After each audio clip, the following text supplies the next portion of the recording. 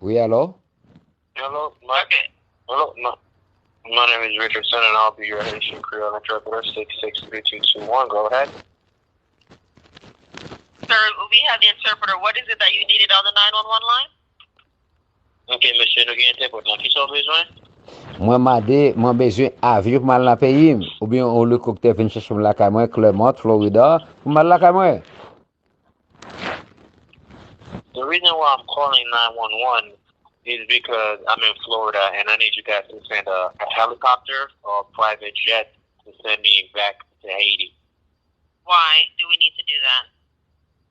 Pour qui raison?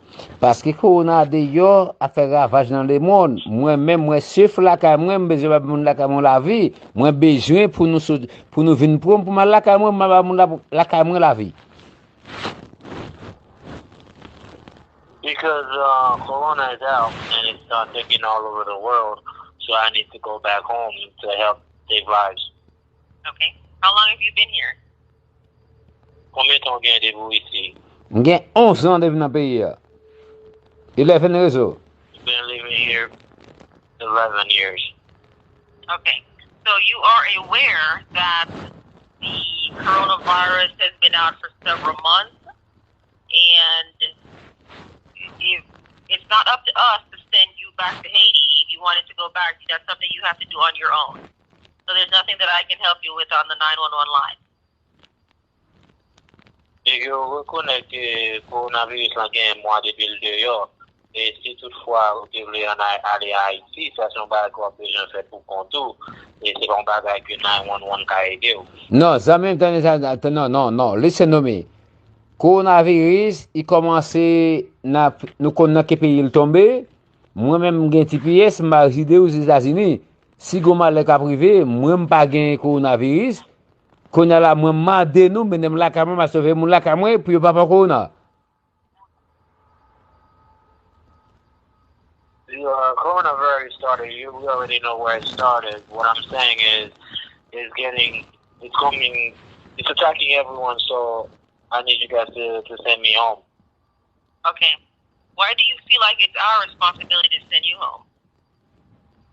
Pour qui ça dit c'est responsabilité pas nous que pour nous aller la caillou. OK, parce que nous connaissons bien ces batailles mondiales qui ont lieu, la Chine aux États-Unis a goumé, mais Haïti pas n'a fait monde. Depuis que nous pas jamais fait mettre pour Haïti, qu'on a demandé pour protéger le pays pour pays pas recevoir coronavirus encore.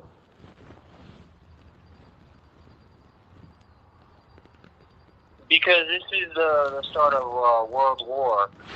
This is the start of World War, and China is going to be fighting with okay. The U.S. and Haiti is not part of it. Okay, listen, sir. I'm only going to say this one more time. This is not our responsibility to send you home. If you want to go home, that's something that you have to do on your own.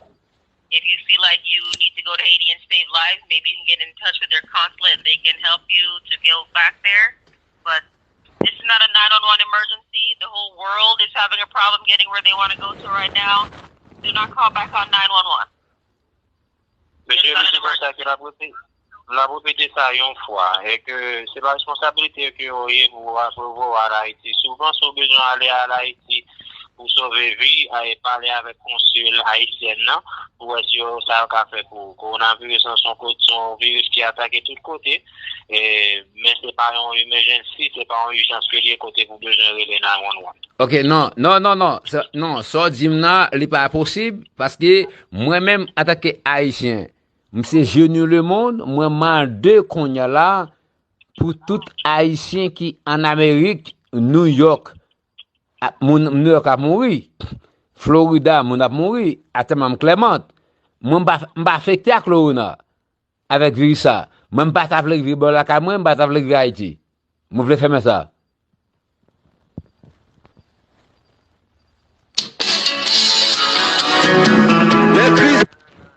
People are dying in New York. People are dying in Florida.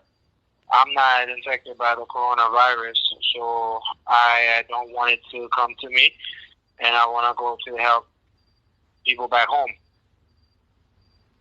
Okay, once again, maybe you can get in touch with the consulate, and maybe they can help help you get home.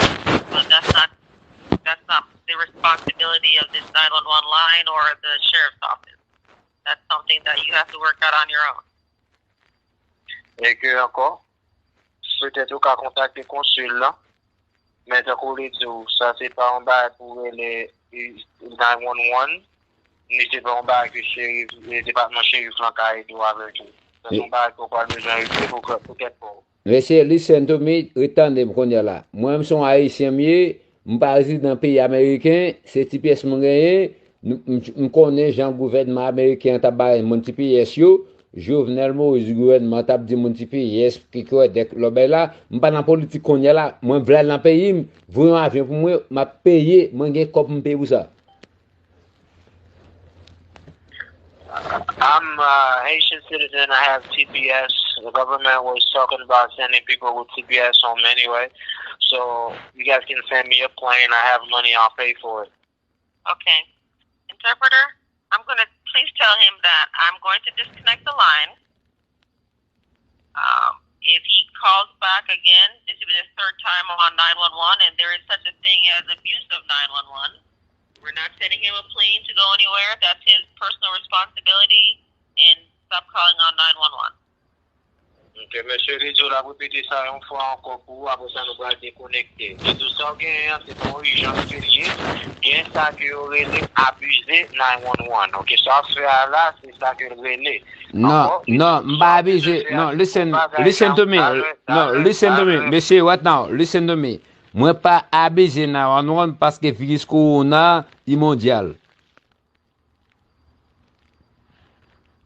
I'm not abusing 911 because coronavirus is a worldwide spread virus.